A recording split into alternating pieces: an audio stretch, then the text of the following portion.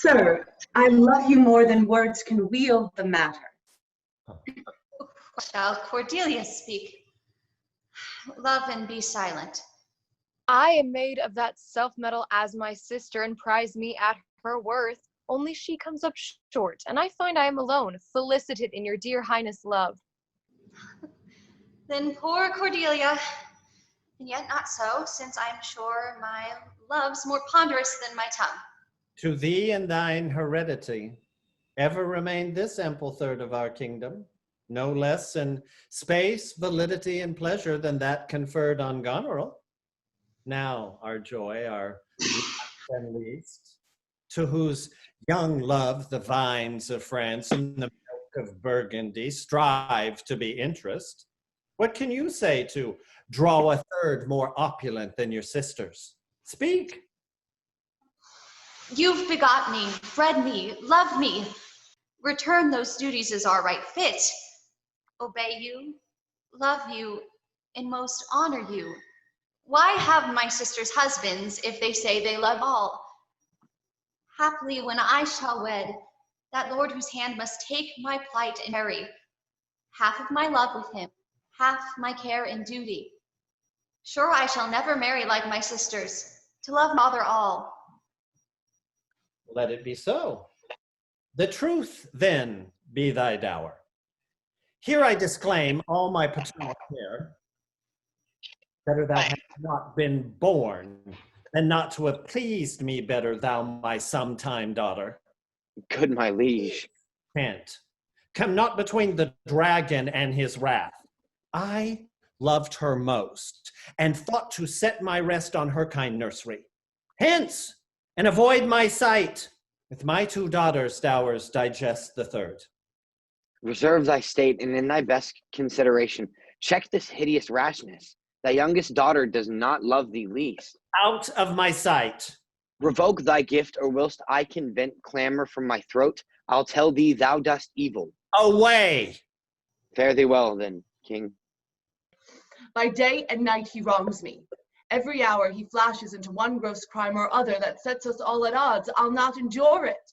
His nights grow riotous, and himself upbraids us on every trifle. Let him to my sister, whose mind and mine I know in that are one, not to be overruled. Idle old man, that still would manage those authorities that he hath given away. Now by my life, old fools are babes again, and must be used with checks as flatteries when they are seen abused. Oh, he's calling, Oswald. Yes, madam. Sir, your insolent retinue do hourly carp and quarrel, breaking forth in rank, and not to be endured riots.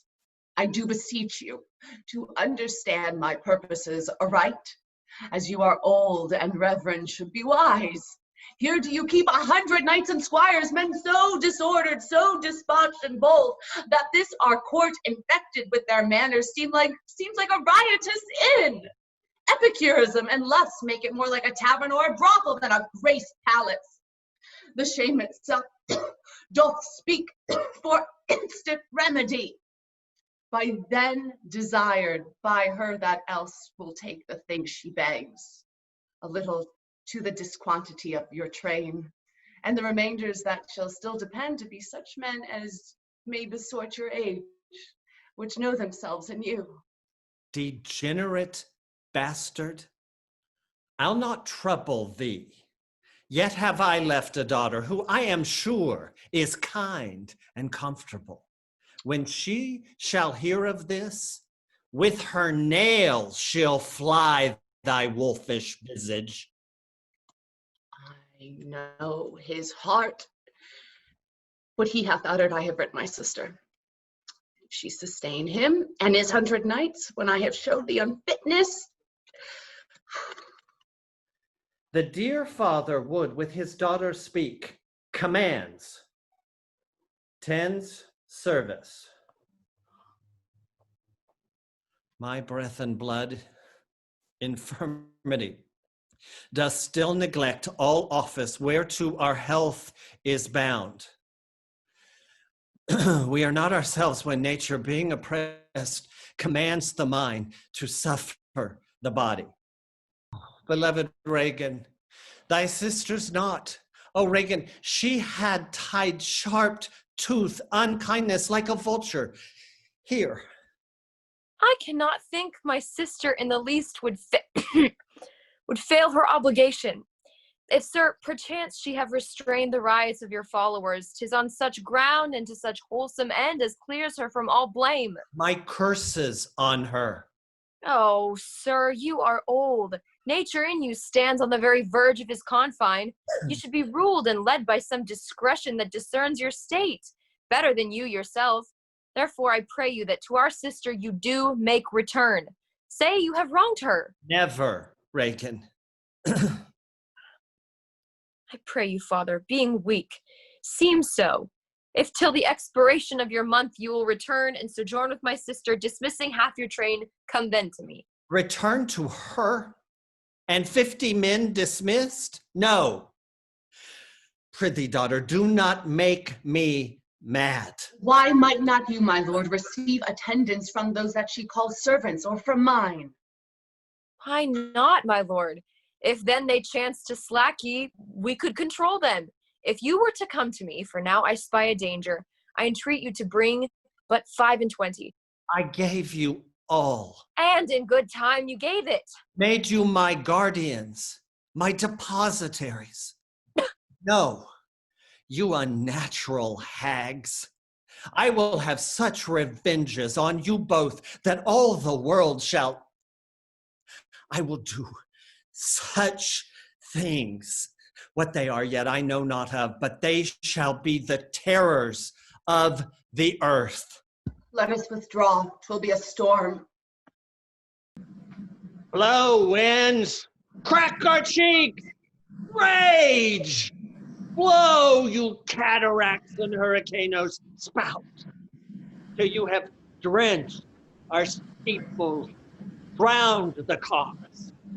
Prison night pities neither wise men nor fools. Rumble thy bellyful, spout fire, spout rain, nor rain, wind, fire, thunder, my daughters. I tax you not, you elements, with unkindness. I never gave you kingdom, called you children.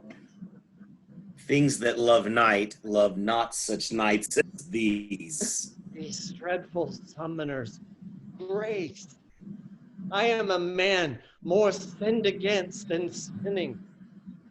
Filial ingratitude, poor, naked wretches, wheresoe'er you are, that bide the pelting of this pitiless storm, how shall your houseless heads and unfed sides, your looped and windowed raggedness defend you from seasons such as these?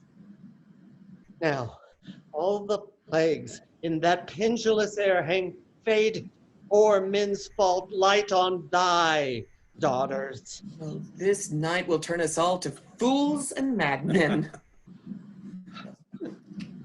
So please your majesty, we may wake the king. He hath slept long.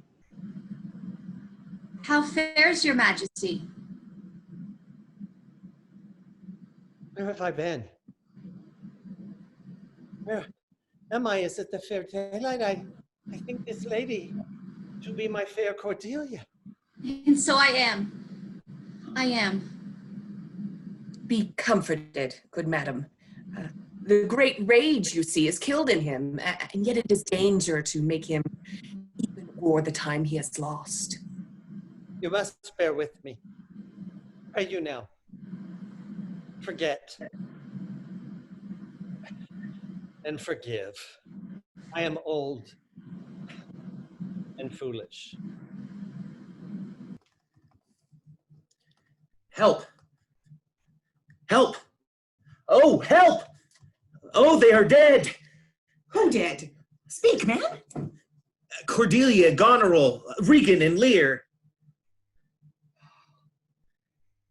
It's cheerless, dark and deadly.